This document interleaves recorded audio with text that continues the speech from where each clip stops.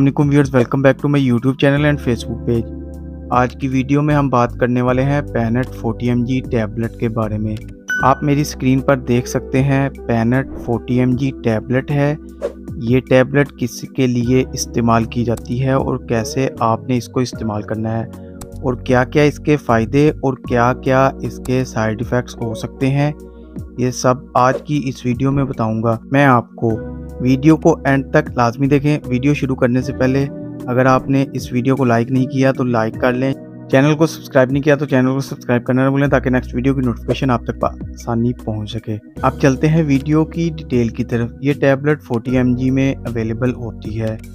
ये आपको किसी भी मेडिकल स्टोर और फार्मेसी से बआसानी हासिल हो जाएगी। इसके फार्मूला की बात की जाए तो इसका फार्मूला है पेंटोप्राजोल।